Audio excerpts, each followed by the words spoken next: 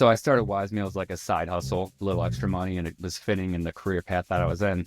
But the more I was telling people about it, the more people weren't just saying like, oh, that's a good side hustle. People were saying, oh, thank you. That's such a good idea. I just hate cooking, blah, blah, blah. It's so inconvenient. People were just like thanking me for having that as an option. It's like they were waiting for someone local to do that, which is kind of like an aha moment for me. If insight is a destination, curiosity is the map. I'm Clayton, and this is Making Insight, where we connect the dots between growth, creativity, and what drives us forward.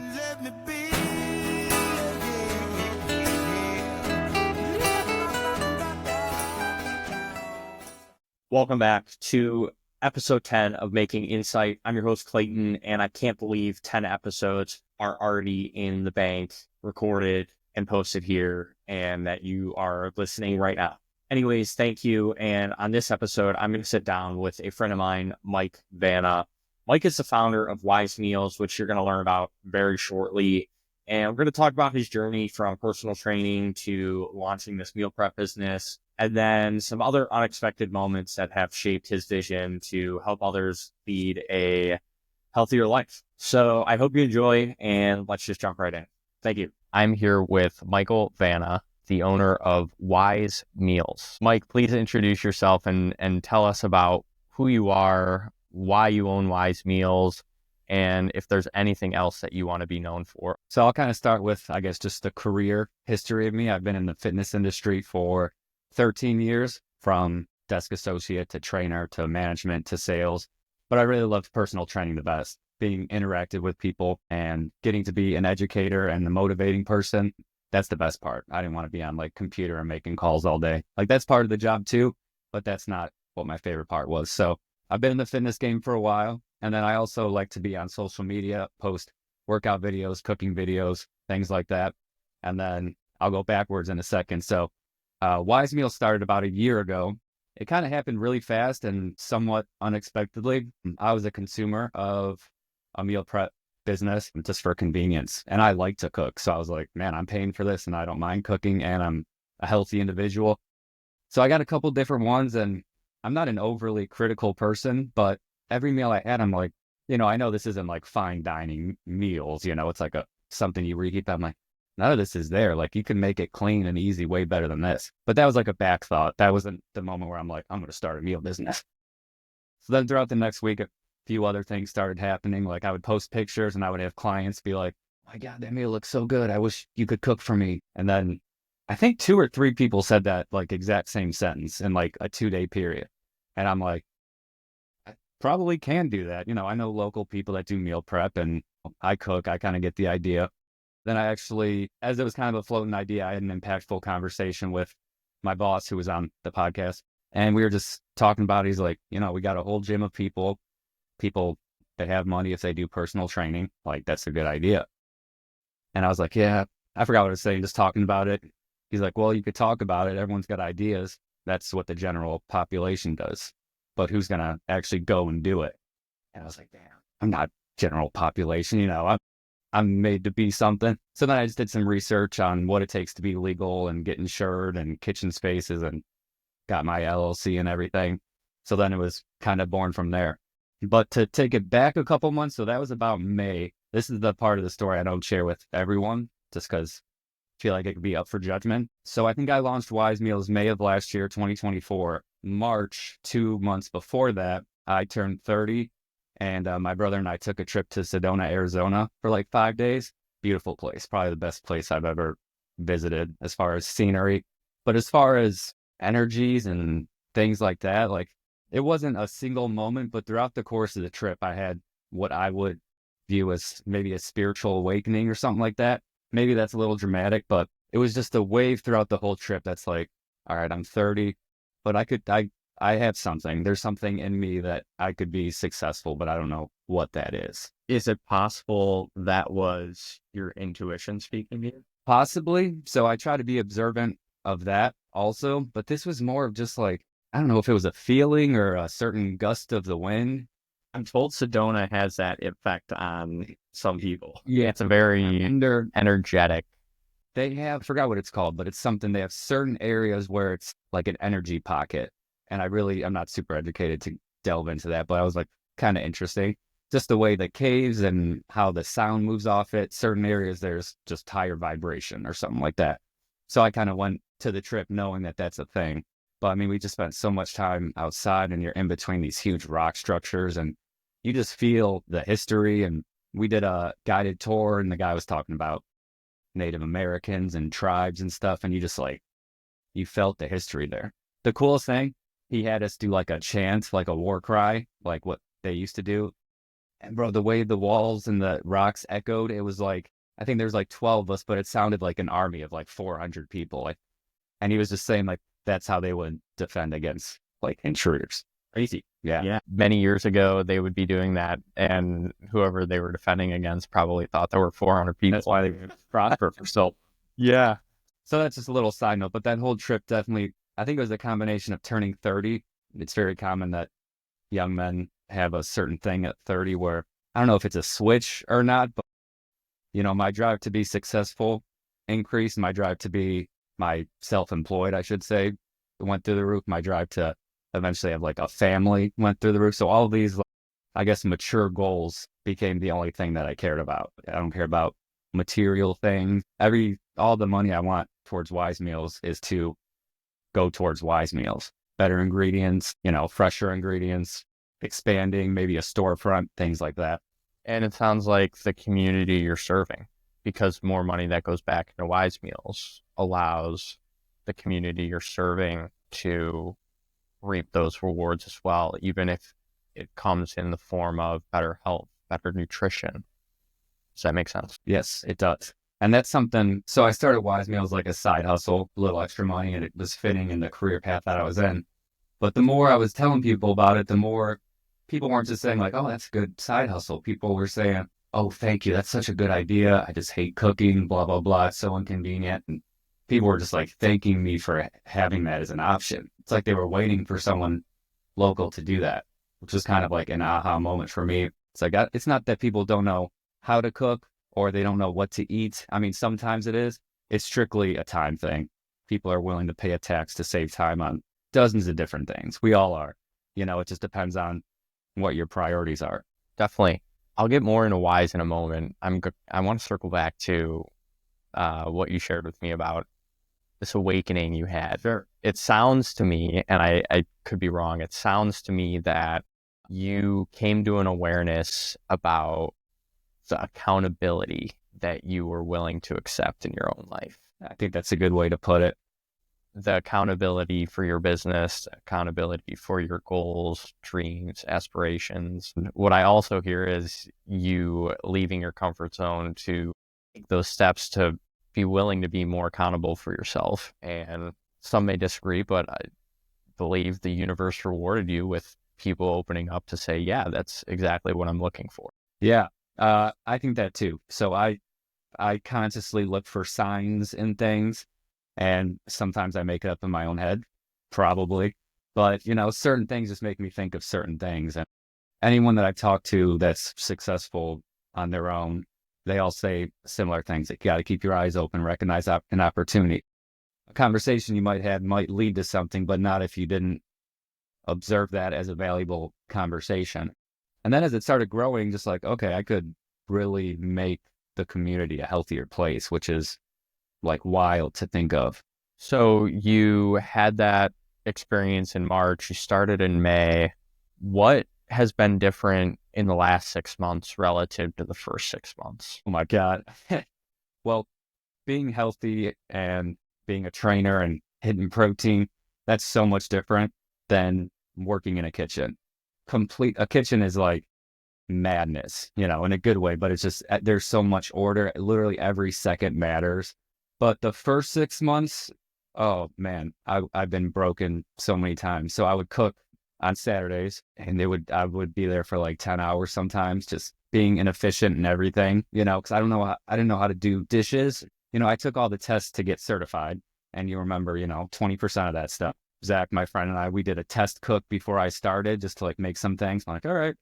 And I remember the first week I took orders. I probably had like 50 to 55 meals just of functions people. We get there, I'm unloading my cooler and my chicken is frozen, like 50% frozen still. And I have like 12 pounds of chicken. I'm like, Oh man. And then I started making like protein balls. So then I have like meat cooking, and then I have peanut butter everywhere. And Zach's trying to do like dishes, and I just keep adding. It was just like a shit show. I think what's really unique about that is I know Zach pretty well, and Zach did not have any kitchen experience most of his life. However, he was able to get some working with me leading up to that. Was he helpful in that? He was. So just from having the experience of like buying in bulk, or like just how to shop for things like that. And so he did have some structure, but honestly, his biggest strength was just reeling me in. So I'm trying to like put the chicken under the sink while I'm like making protein balls. He's like, dude, you're like all over the place. I'm like, no.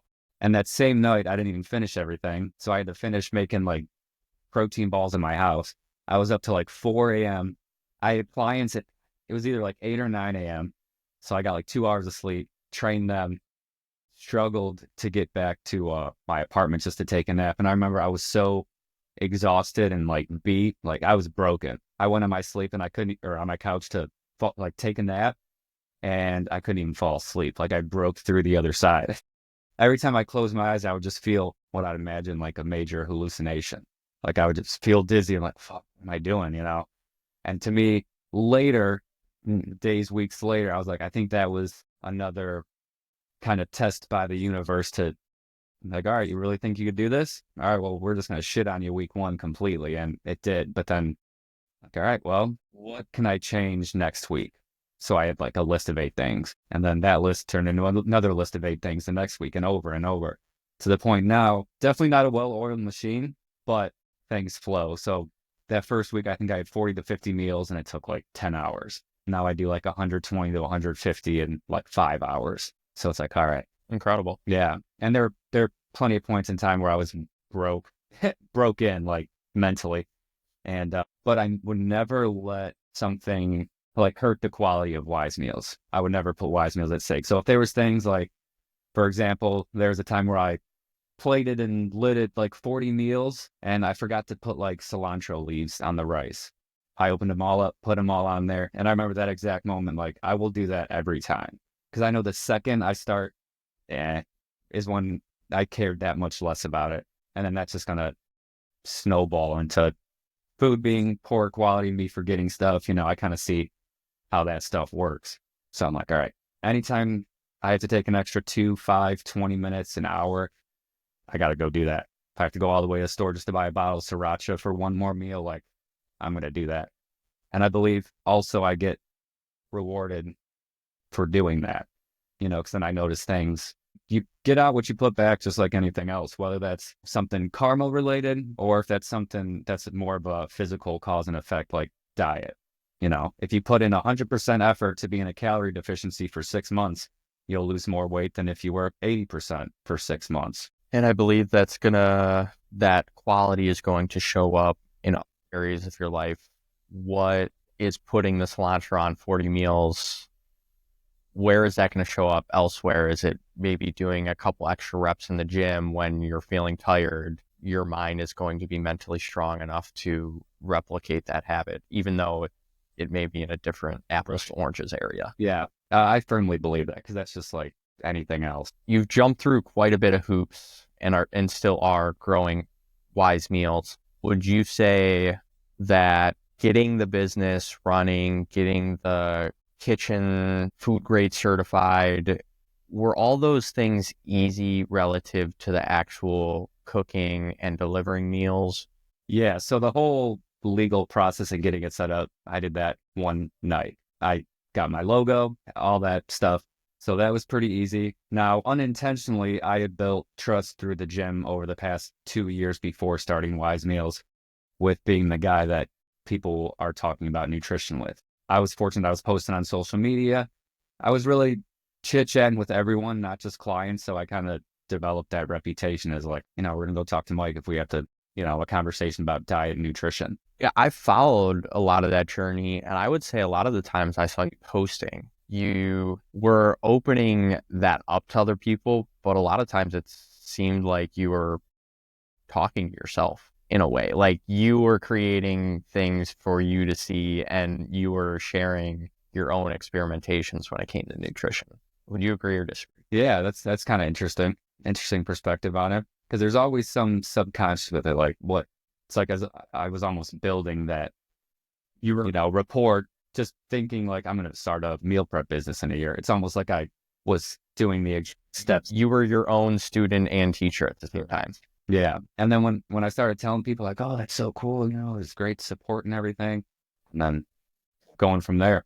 The cooking part, I don't know if this is your question. The cooking part is the hardest. Building clientele, or not the hardest, it's hard. The hardest thing consistently is, and I actually thought about this, believing in it. That's the hardest part, because every week, part of me is like, what if no one texts back? That's fine, but then what if that happens again the next 2 weeks? So every week is like a crapshoot. So that's why, again, it's like I have to go above and beyond, not only just to keep my business, but that's how I'll get the most out of it. Not from a financial standpoint, just from to the community standpoint, I guess. I want to ask about that worst case scenario. What if next week nobody texts back? You asked me what I would do if nobody texted back and it was the next day. Yeah.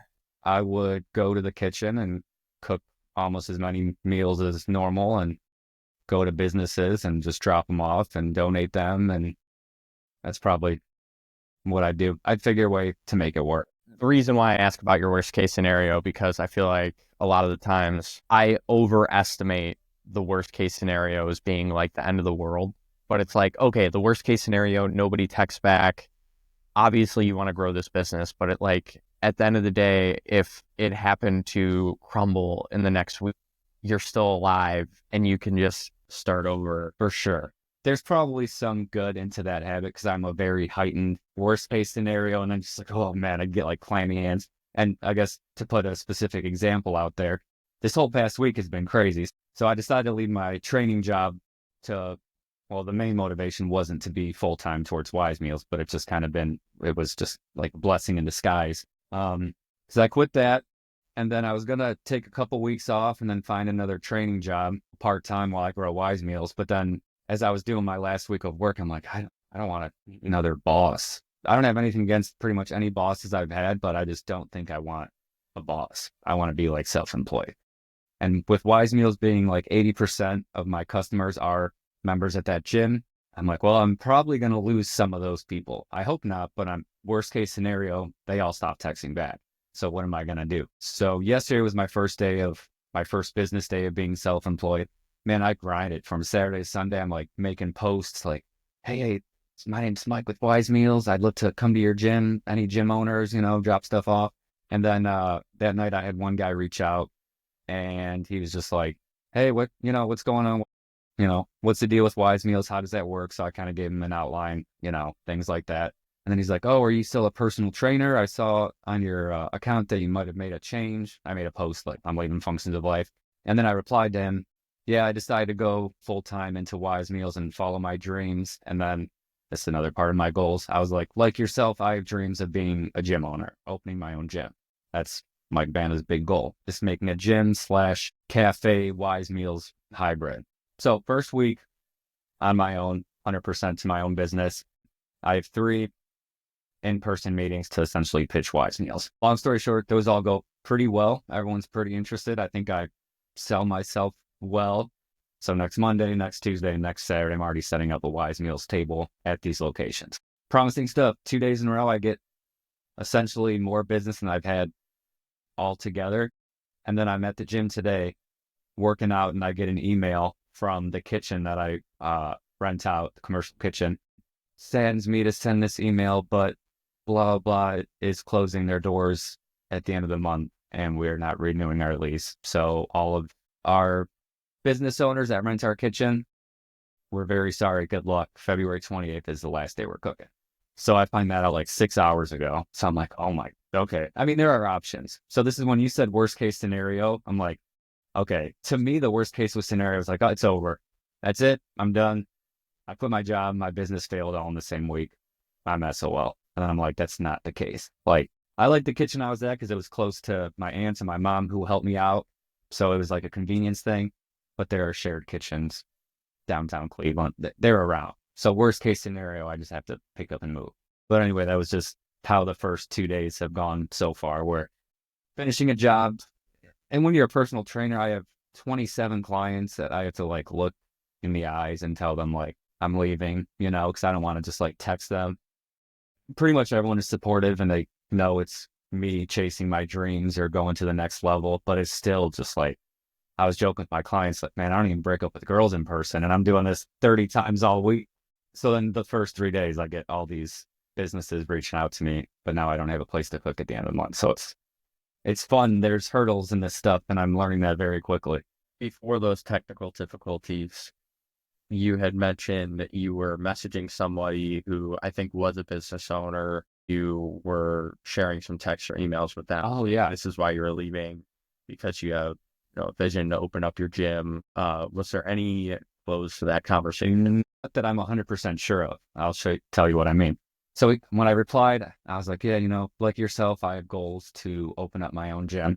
I'm a firm believer in speaking it out there. So I like to tell other people, especially gym owners, that I want to be a gym owner, because I'm assuming they're going to look at me back when they were 30 or however old and might want to help me. So anyway, I send that text. He doesn't reply, but we already set up a date. I see that he read the message, didn't reply. It's like, cool, whatever. We already have a date set. And then the next morning by 7 a.m., I had 3 new messages from individuals in that Facebook group, which led me to believe he reached out to people that he knew to like try to help me out. Could have been coincidence, but I don't believe in coincidences, or at least I try not to. So to me, that guy helped me out a lot, I think. So it's just cool seeing what you could do when you just kind of go out there on your own. Yeah, I think about my experience in sales and business development roles over the past 4 years. One thing that I've learned is there are times that it could take 7 to 9 points of touch points or points of communication with somebody before they reach back out to you with interest. Correct. In our modern world, if you're not in sales, if you ask somebody, hey, would you like to sample my meal prep service? If you never hear back from them, that could be an instant rejection in your head and you'll never reach back out again. Right. Or if you reach out 2 times, don't hear back from them, you just are going to assume they're not interested. But there are times where I reach out to people 6 times before they answer me back and they're like, now's the right time. Let's talk about it. So never feel broken if it takes you 7 to 9 times of reaching out to somebody until you hear something back. Exactly. And that's easy advice, or for me personally, that's easier advice when I was an employer or employed for someone else. But now when it's when your own business, it's hard not to not take it personally, but any critique or non-interest, just like a little jab. But you can't let that be the reaction. But it's because it's your baby, so it's like you're a little extra sensitive to it. But you can't be, because like you said, that doesn't mean that was an instant rejection. Because especially in personal training, you're not going to reach out to the person one time. You got to do it over and over. Because if someone, for example, is very overweight, they have mood changes to where they might be like, it's fine, life's what it is. But then there might be one night at 11 p.m. where they're like, such a failure, what am I doing? I got to change my life and everything. And then if you happen to text them the next day, and that was the 4th text, like you said, right place, right time. And if they're not saying you're bothering me, leave me alone. That's another good point. If they're not sending those messages saying, hey, I'm not interested at this time. I know of plenty of businesses that they didn't get a follow-up until 3 months later. Hey, I saved your email or text from all the way back then. It wasn't the right time then, but now it's the right time. And it could be a gym owner reaching out 3 months from now, 6 months from now, of asking you to bring WiseMeals into the gym or talk to you about it. Yeah, exactly. With all the messages. Because if they see my message, but maybe they don't reply, they got a lot of stuff going on. Maybe 17 days down the road, a new member walks in and says, do you guys do any meal prep? And then their first inkling would be like, oh, I had this local guy, reach out before.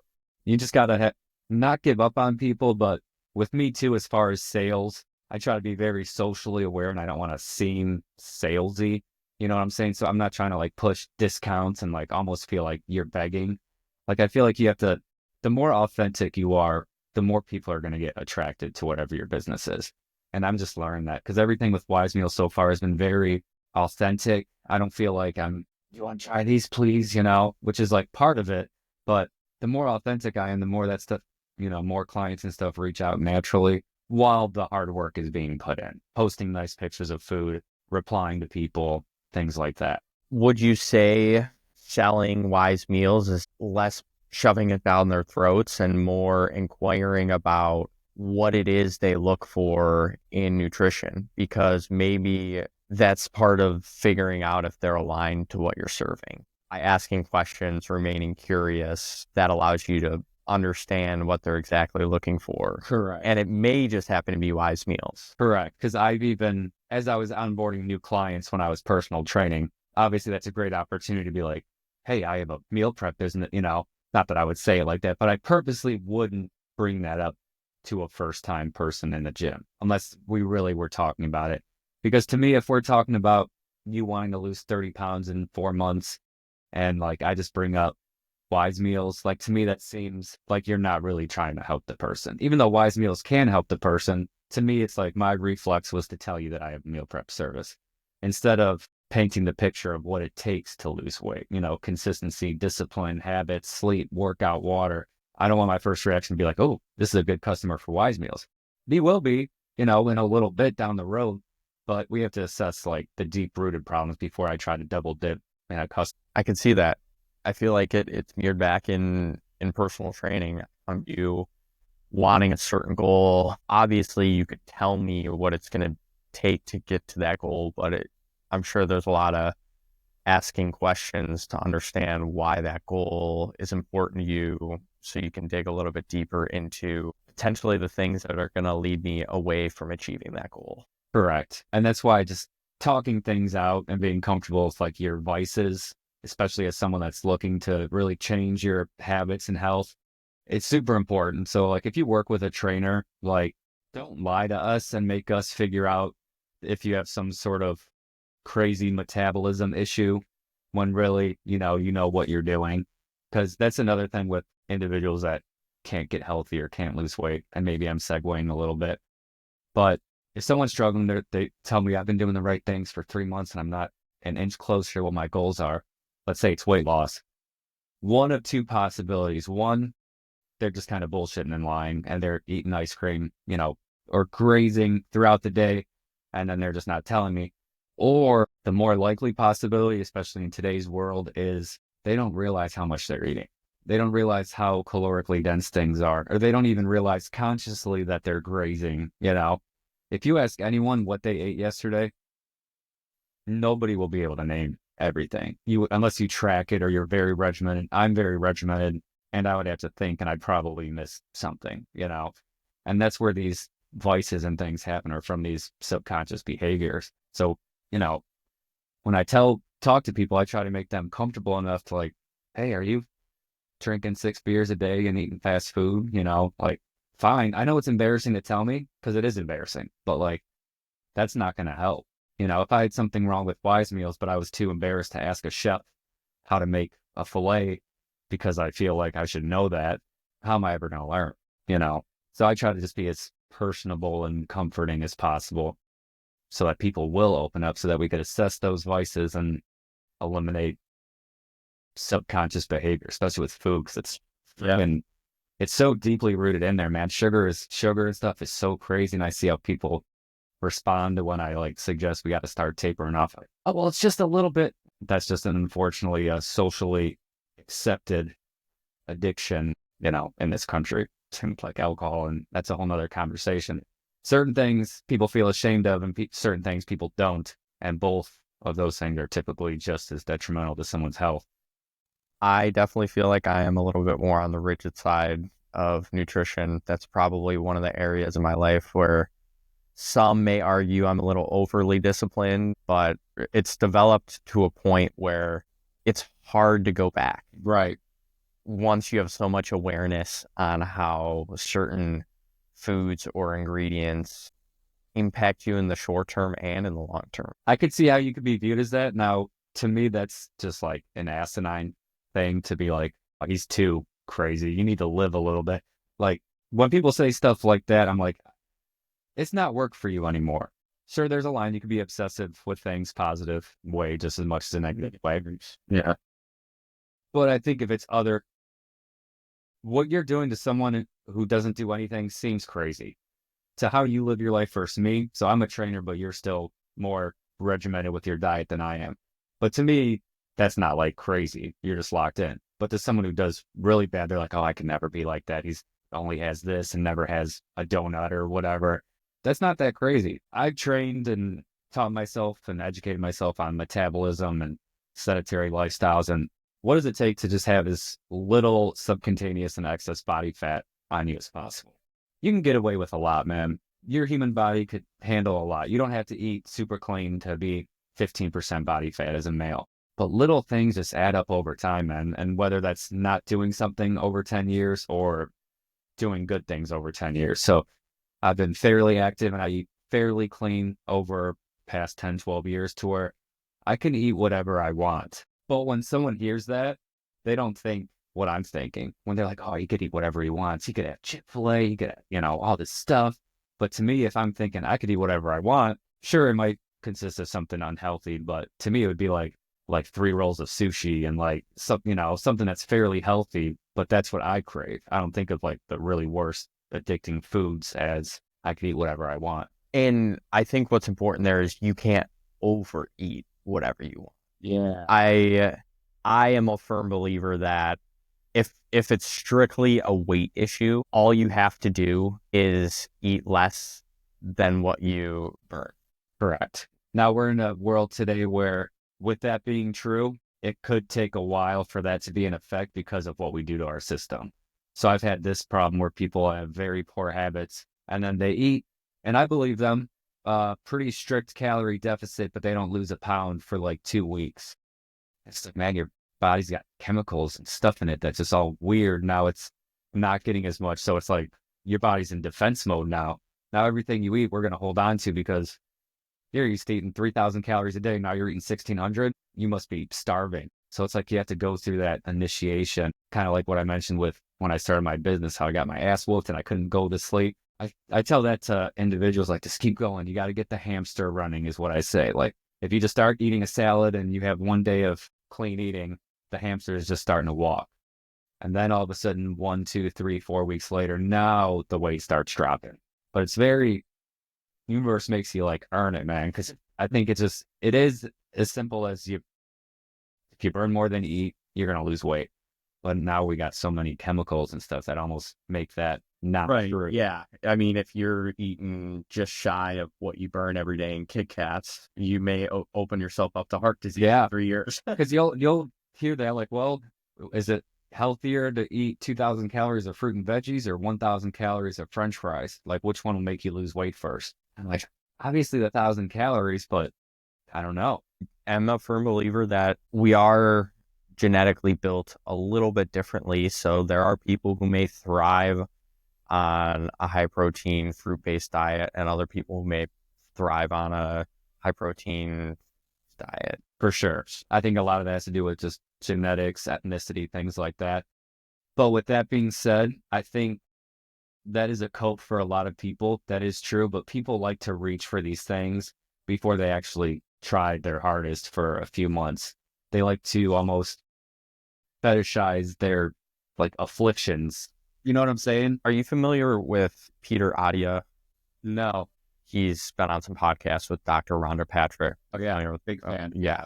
But Peter Adia, I saw a short posted by him. He said, it's better for somebody to eat a diet that's maybe a 7 out of 10, basically all the time, rather than them eat a 10 out of 10 for 3 months and then go down to like a 4 out of 10 for 3 months and then a 5 out of 10 and so forth. It's better to have a consistent diet that may be a little bit less imperfect. I agree with that from the opposite end of calorie intakes. For me and a bunch of other young men out there, we almost struggle to get enough.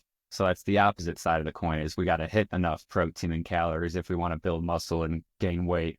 So for me, example, I want to have a very clean diet, but I have to eat a lot. If I want to gain a couple pounds, I'd have to eat 4,000 calories and like 220 grams of protein. But I also want to eat clean. But I learned over the course of trial and error, I would be consistent for a couple weeks and then drop down. Consistent for a couple weeks and then drop down as far as getting enough food in. because I was just eating white rice and plain chicken, kind of like that commercial bodybuilder. You couldn't get enough at home. Yeah, exactly. So I'm like, all right, dude, this is clean, but like, you got to eat a lot of this, man. You got to enjoy it. So there are certain unhealthy things that I do personally that help me eat a larger meal to make sure I get enough nutrition in. Like, for example, if I make like a bison taco bowl, I'll use like wild rice, like a lot, and then probably a pound of ground bison, some sauces and stuff like that. But then what I do is I add like, I keep a big bag of Fritos, and I'd put like a probably quarter cup of Fritos on the bowl to give it like a crunch. And then I bury that. I eat with a spoon, and just having those 12 Fritos on there helped me eat 1,000-calorie meal. It just, you know what I'm saying? So for me, I found that that works. Now, is it great to eat shitty corn chip a few times a week? No, but it's not affecting my sleep, my workouts, or my recovery that I've noticed. Because when I do notice those things, that's when I'll reel it back. Who inspires you in the world of nutrition, fitness, or maybe even just a entrepreneur, a role model, a human being who has a good work ethic or just the way they treat people? I'll stop talking. Yeah, no, that's okay. That gives me time to think about it, because when you ask that, I'm like, that's a great question, because that comes from so many different avenues. In the fitness world, I guess that was, when I was 19, 20, there was a YouTuber named Kali Muscle who is still around.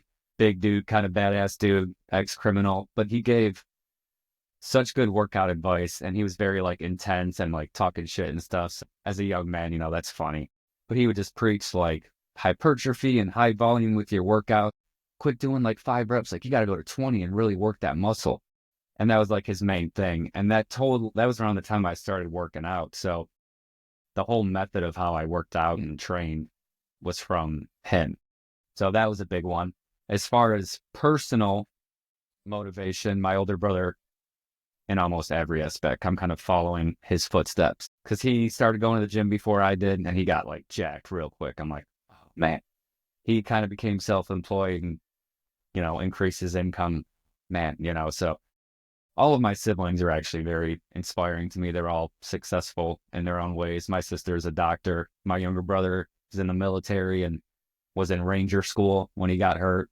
And then my brother does real estate and all this stuff. So I'm like, oh, I want to be great too, whatever that means to me.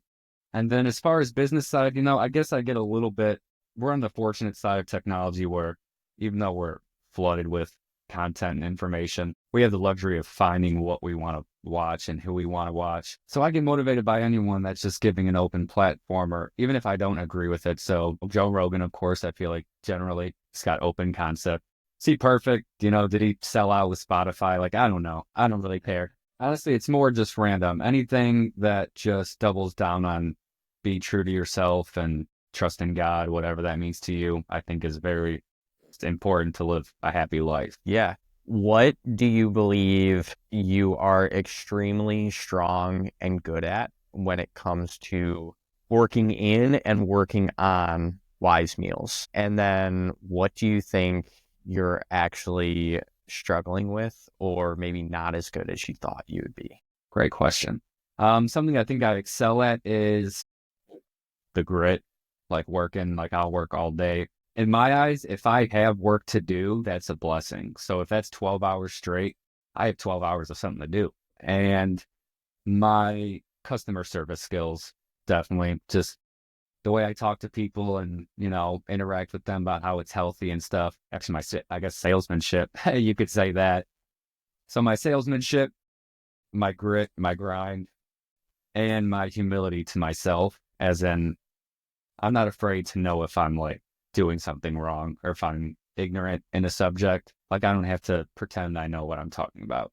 And I purposely do that because then you stop learning things, or you don't want to hear other people's perspective. So all that stuff's good. The bad side, which I don't know if this is something I could really work on. I'm sure it is, or if it's just me. I'm not like an organized person. Like, I can't have a bunch of spreadsheets and notes. Like, I just don't operate like that. I mean, I'm organized enough to like, I make sure I got my clients and their meals and everything. I don't know. I don't know if I'm just too like sporadic brain. Anytime I try to do something like that, I'll do it for a few days and then just like stop. and that's happened so consistently. It's like, is that just my lack of discipline, or is there actually some motor skill where I'm like, this just isn't how I learn, or this isn't how I'm organized, you know? Wonder if some people listening to this would be like, oh, that's type B personality all day. I know I hear stuff like that. Yeah. I feel like I balance between a type A and type B. Yeah. Thing. Because this has been life. This has affected like certain jobs I've had where it's like, man, if I was just more organized, I'd be better. Like, I got to work on that. And I've just said that 1,000 times over the last 10 years, where every time up, I said, I got to work on something. I have done it, but something with just being like organized and stuff like that. I don't know if it's kind of like left brain, right brain thing, you know, where you have some of both, but wherever being super organized, like how you are with things and stats and budgeting, like I envy that. I noticed that is helpful in my work and business, but when I'm not in work or business, when I'm in my own personal like lifestyle, I like to let go. I don't want that structure. And very do that. Interesting. Yeah, like for somebody like me, I know I'm gonna run 4 days out of the week, but I don't need to write it on my calendar. I know I'm gonna wake up that day and like whether I run in the morning or run at night, like I know I'm gonna do it. I always knew I would work out with you. Remember, we text each other on kind of like a day-to-day basis, like I know it's gonna happen. Yeah, it's not like lack of discipline or anything. It's just like, when am I gonna want to do it during the day? Yeah. Like I like to be a little bit spontaneous in that. Right. But then when I try to maybe be more type A personality, now I don't know what that really consists of, but I also have a hard time with like reading and reading comprehension. Like I could obviously read, but sometimes I have like the best intentions of reading. I'll go buy a book and like, this looks great and it could really help me. And then I'll read like 8 pages and not remember anything that I read. And it's just like, is that just kind of my own brain? Like, or am I just really not trying hard enough? You know? Statistically, I do know, really fantastic boss of mine did share this with me. We typically only retain 10 to 20% of information we read or listen at one time. Okay. So I could see that. At the end of this podcast, you may only remember 10% of everything that. Which makes sense. Why do you think that is? Do you think that's genetic makeup? Do you think that's a society thing? I don't know why. I feel like there were many studies done to get that number. I do believe there are probably people with maybe higher IQs that just have the ability to retain more information, so they'll, outpace that. Right. I'm sure. I wonder what average to that is today versus it was in like 1990, because obviously our fans are so much less than, I noticed my attention span. We also consume a lot more. Right. So I'm wondering if like the fact that we were consuming less increased that. Right. So going back to what you were saying about sometimes you struggle with organization, have you ever taken any personality tests before? Yes, a couple times. That's a fairly common thing to do at like a job. I think a lot of bosses have their employees do it. I don't remember anything except for everyone thinking that mine made so much sense. I don't remember what it was called or what the thing was. I'm weird with those. I like them, but then I don't like being psychoanalyzed. I totally understand that. I think they're incredibly useful if you are able to examine them almost from an outside looking in perspective. What it spits out to you, you shouldn't identify with to a T. Right. It's weird. I'll bring in the example of like astrology. It's like if somebody reads you an astrology chart and they say, "Oh, this is what's going to happen." You've done something. Done before. Yeah. It's like, no, all of those are just like means of bringing awareness into your life. Like, oh, your astrology chart says that you people please. Well, you don't have to identify as a people pleaser, but it could help you like think about, oh, over the last month, these are areas where I people please. Yeah. That's where I could use it as a method of changing. Right. The same thing goes with personality tests. It's like personality tests will highlight where you have strength, your personality, and where you have weaknesses. And it's like, they're not really strengths and weaknesses. It's just you may be overweighted in your strengths and you don't work on your weaknesses enough. I definitely think taking the realm of of the personality tests that are out there can be favorable for you. But I think one characteristic that I learned from one of them, from the DISC assessment that I took for one job, was basically in the DISC assessment, I was like 55I, 45S. What those mean isn't important. What it was telling me was that the I and the S were areas where my personality didn't drain a lot of my energy. I was able to function in those areas effortlessly, and it didn't like exhaust me mentally or physically. Whereas in the other two categories, it's not saying I'm bad at them. Right. It's for somebody to take an hour of doing accounting work and it feels effortless to them. It may take me 2 hours and I'm going to feel very tired after. Okay. So it's like using that personality test as a guide. And I took that test, and it was right like a couple months after I had built some of those, like, I wouldn't say spreadsheets, but systems that I sent you videos of, of how I call them my life operating systems. And pretty much those systems helped me feel more organized without having to exert a lot of energy to feel organized. Essentially a solution to continue that,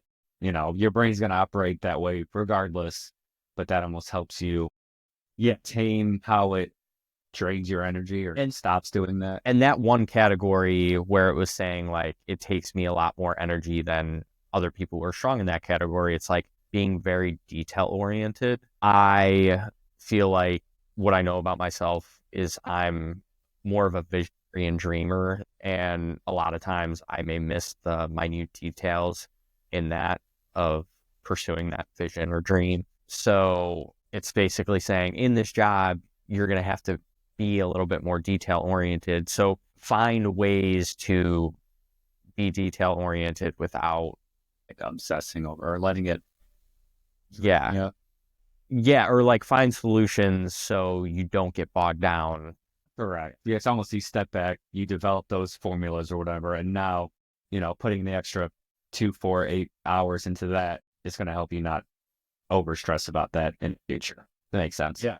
So that's my whole spiel on personality tests. But I've taken a scope of many of them, and I think they're all helpful. I could see, because I would say I'm a fairly confident person, but I'm also, I speak to myself with humility. I like to know where I could work on things, but part of me thinks I pick those things out. It's like, oh, I think I need to work on this and this and this. But then sometimes I think there's things that I have to work on. I can't even really but I put that kind of in the back of my subconscious because I don't want to work on that. You know what I'm saying? Where it's like I almost give myself the satisfaction of saying like, oh, I'll work on keeping my bathroom cleaner, but I'm not going to work on something that's actually picking up what you're trying. Because I don't know, I'm constantly in my head with, am I just bullshitting myself right now? Am I trying to find an excuse to behave a certain way or do a certain thing? Which sounds like kind of weird. I don't know if I'm wording this right, but I think that comes from my job. And after being inside so many people's heads with training, whether it's their stress or if I think they're lying or if they're pissed or something, to where now like I have to really take a second when I'm thinking of my own self, make sure I'm confident and not like hitting on myself. Am I being too hard on myself? You know what I'm trying to say? Yeah. So I have ways to, make sure I'm doing what I need to be doing and improving in what I need to improve in. But then there's certain things I purposely keep on the back burner. I feel like being more organized. There's things with WiseMeals that I probably could get done, should get done, but haven't because it's not the fun part. Whether it's just like printing out the recipes for everything with step-by-step directions. Then when it comes time to like pass out, make a video, I'll do that right away because that's fun for me. So you gotta. And I think that's a little bit of my reasoning behind the question of like, what are you really good at? What are you really bad at? Because I think a lot of my life, I never really thought about that question. And I was so open to just saying I can do anything, and I can. But running my boat brokerage business over the last year, I've realized like, if I am not the strongest at something, I'm going to just find somebody else who is. And I know there always comes a cost to that, but I think it's really important to just always be able to ask the question, not how do I do this? Who do I know that could do this? Right. Because there are extremely strong and talented people out there who could make your whole life a lot easier. And as you scale WiseMeals, I'm sure you're going to have to think about that. And some of it, you don't think about it until you meet an individual or something like that, you know? Sometimes you don't even know that you needed this part of your life to be easier until you find someone that can, whether that's business related or, you know, something like that. Yeah. For example, like maybe you're really good at selling, but when it comes to getting to a point where you're so big, you're going to have somebody like just keep track of all the names and orders and basically give you that list on set. That's going to be my biggest hurdle. So I have big dreams for WiseMeals, giving other people a responsibility that's not just like the few people helping me now is going to be very difficult to do. Like just trusting because it's a food business too.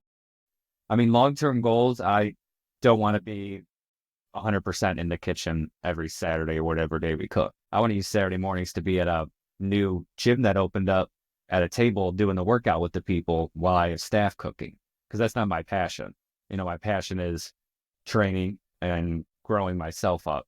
Right now, you got to do some of the more dirty work. And it's not that I don't love cooking, but it's just that's not my strong suit. I'm not like chef, you know, I'm learning more, but my strong suit is I'm a trainer in knowledge and nutrition. Yeah. And I think you have shown a strong interest in cooking, but you're not going to deny that there are probably chefs out there that have stronger passion for food. In this shared kitchen, it is so funny because there'll be other chefs that have either their own catering business or something like that.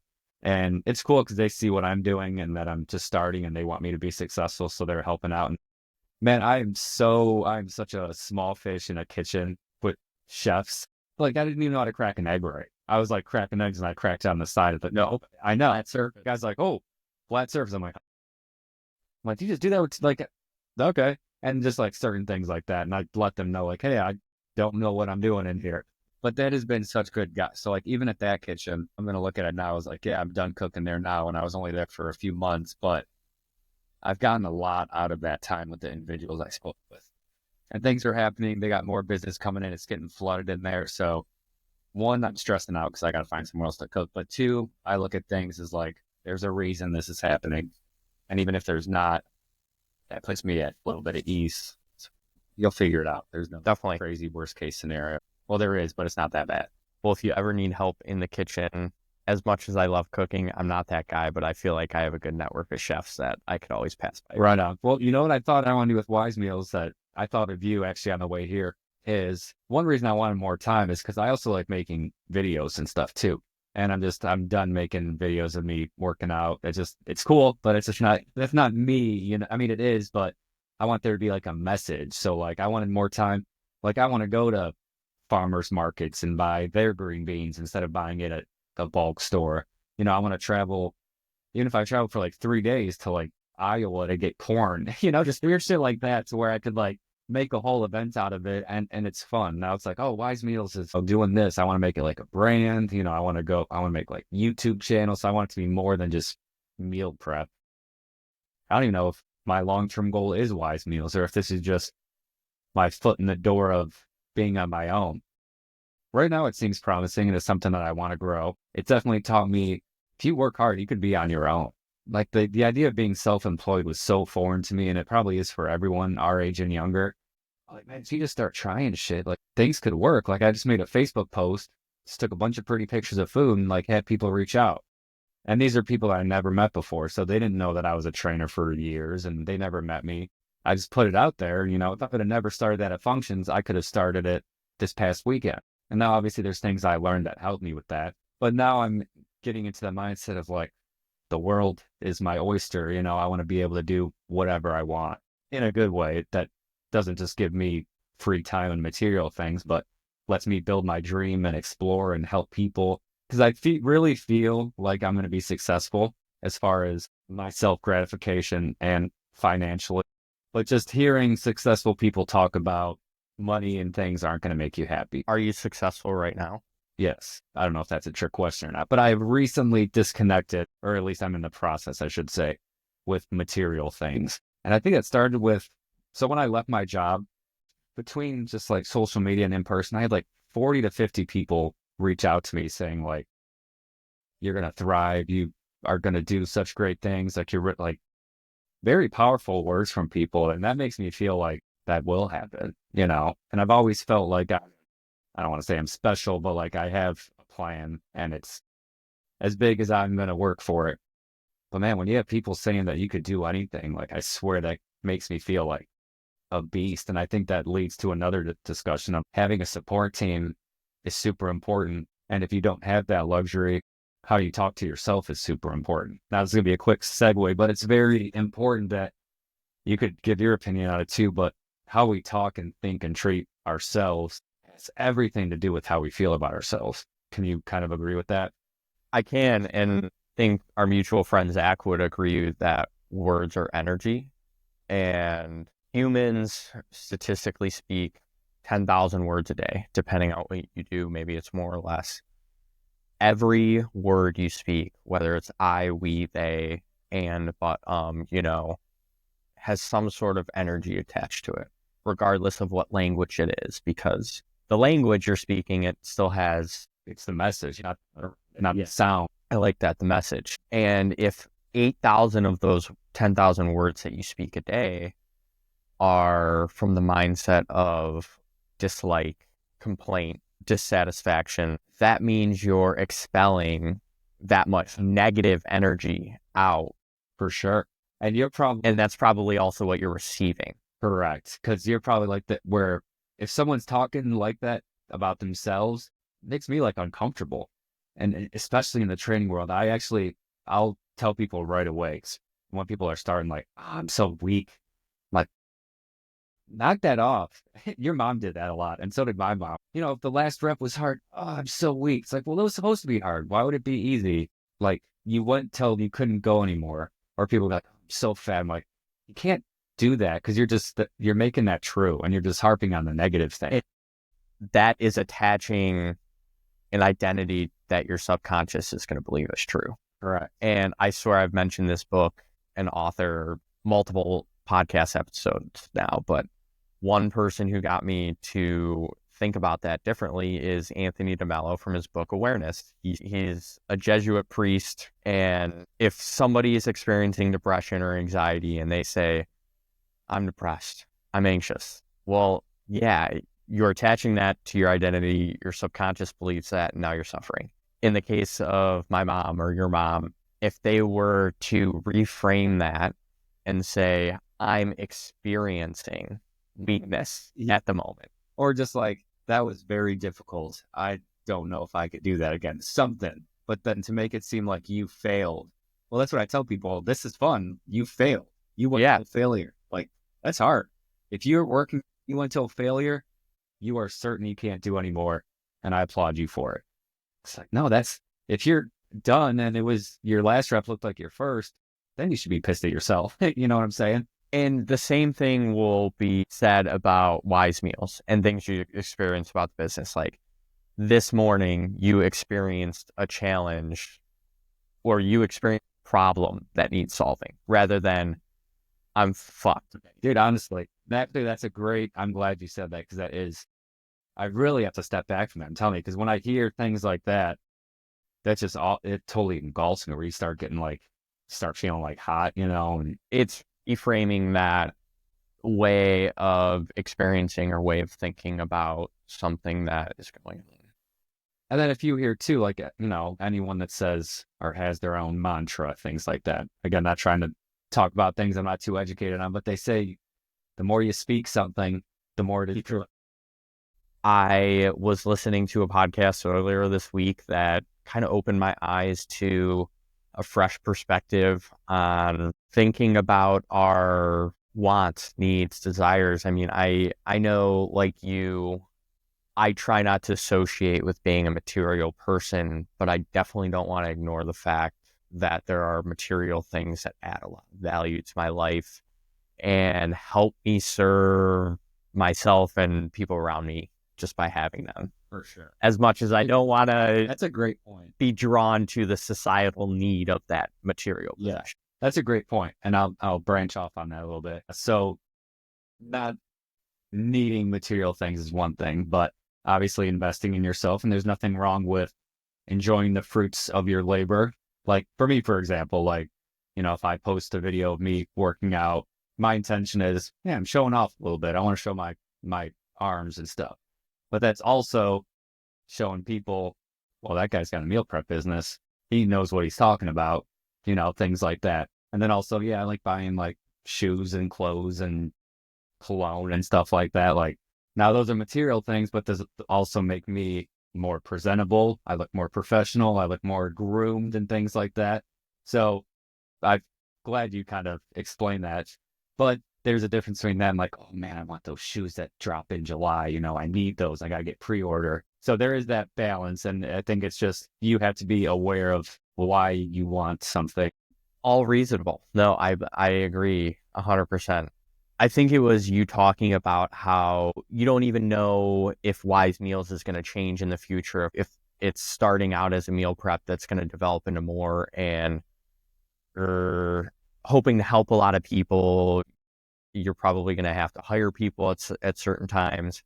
Tying this back to what the podcast I listened to, the gentleman was speaking about how it's okay to be non-materialistic, but want more from our desires and expand on our desires. For instance, I'm just going to use money as an example, tying it into business. I desire my business to make $1 million this year. Desire for that. He's saying that if we begin to limit our desires, we're limiting the capacity of what the universe or God or whatever that creator is actually capable of. Yeah. So if we expand on that and actually say, no, I want more, but coming from a place of like authenticity, like that, it's going to serve me purposefully. It's going to allow me to serve others purposefully. There's no reason why we should not want more, because if we don't, then we're limiting what is possible. That's a real statement. Well, yeah, like for example, so if I would have never started WiseMeals if I didn't have aspirations to get more money. It's a business. I want to make more money on it. And I know for you, people like you and me, it feels weird saying, I want more money. I'm deserving of more money, and working through that belief. Desire breeds drive.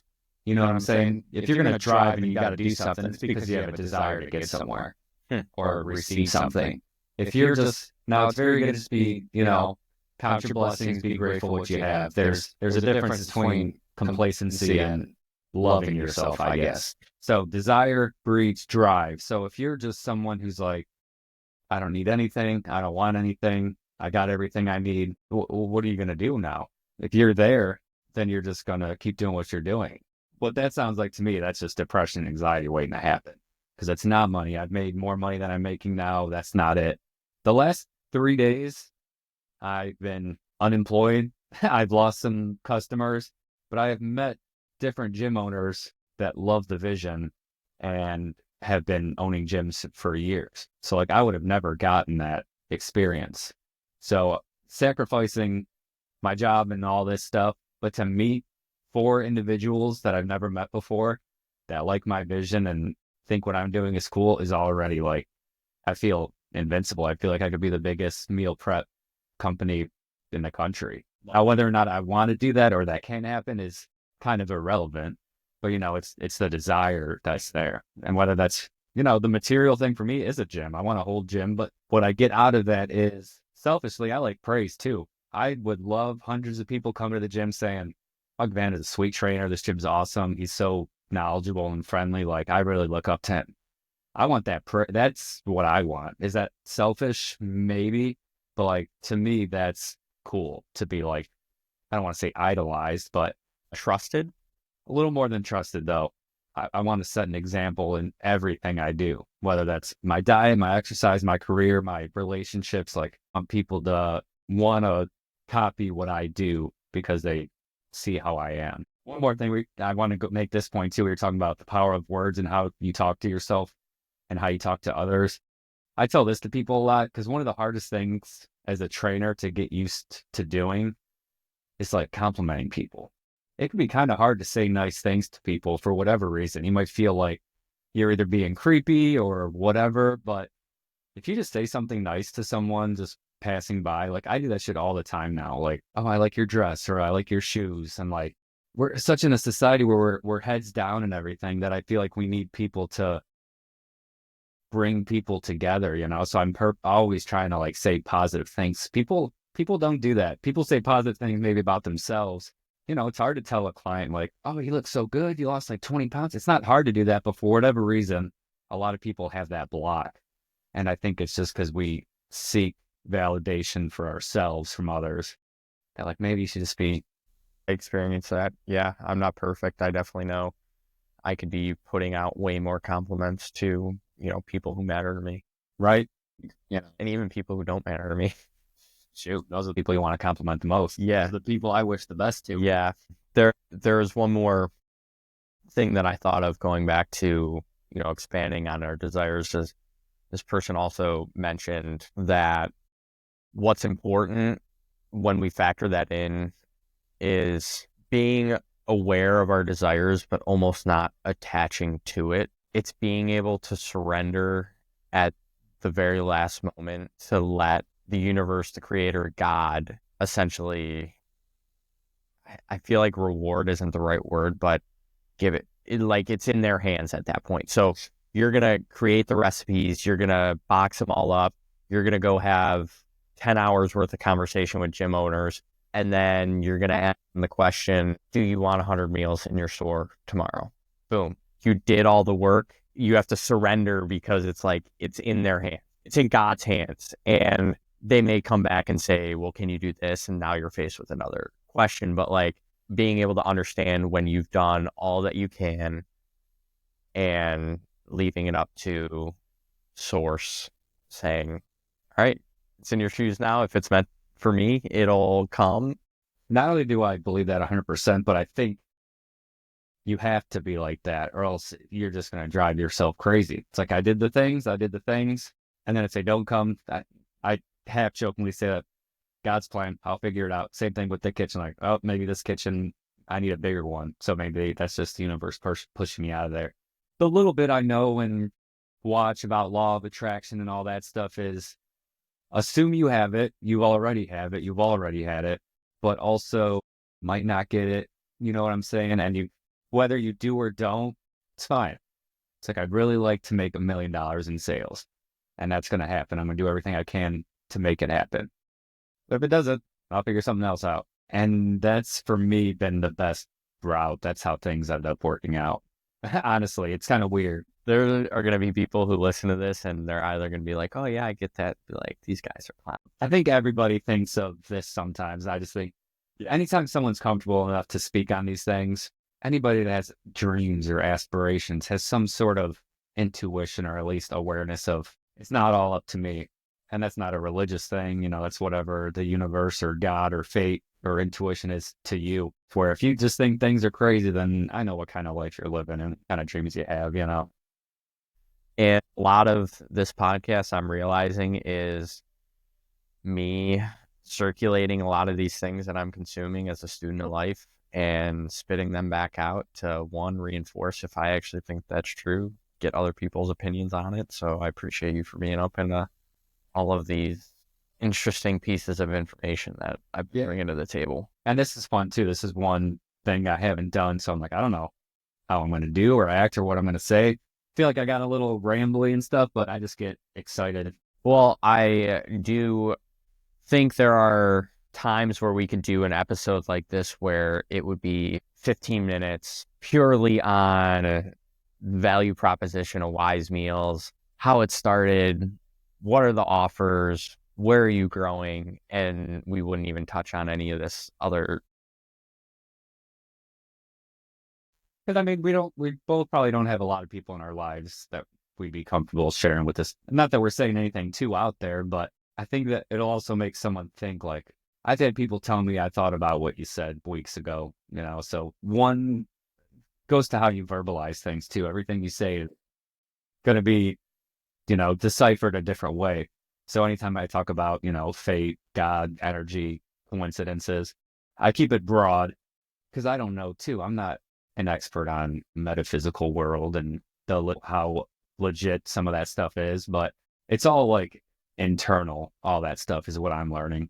That is exactly what I believe. Like, I am not fully educated or aware of it, but I do believe like there is I even have to be careful on saying this, but like there almost may be a importance on understanding our internal selves rather than whatever we perceive in the outside world is a direct reflection of what we believe is true on the inside world. So if we want the outside world to change, we need to reshape the inside world. Right. And there are not many people who I would typically have these conversations with in my day to day. And I think that's been an experience challenge of mine is kind of letting go and letting whoever listens to this understand the true me a little bit more. Like, yeah, I run a business. Yeah, I run this podcast, but ultimately at the end of the day, I am a very introspective thinker. A lot of that introspective thinking kind of matters a lot more than selling a boat, creating a new podcast. Do that. This is a great outlet because one, there's no one really like right around you for you to feel like judged unless you aren't on the stage, if you're not comfortable with your guest. But anything that I've listened to or any podcast clip that goes viral or that hits me, it's someone saying something that puts them in a vulnerable position where they're being themselves. So even when I was coming here talking about WiseMeals, I was like, I'm going to share the Sedona part, even though I'm selected with that part because people, it's like, oh, you were probably just soaking too much weed down there. So I'm like, all right, I guess we weren't meant to have this conversation. But you never know, even if you're like, this sounds kind of weird or it makes me sound like, maybe I'm being like religious or something, but someone will hear that and be like, oh, that's deep.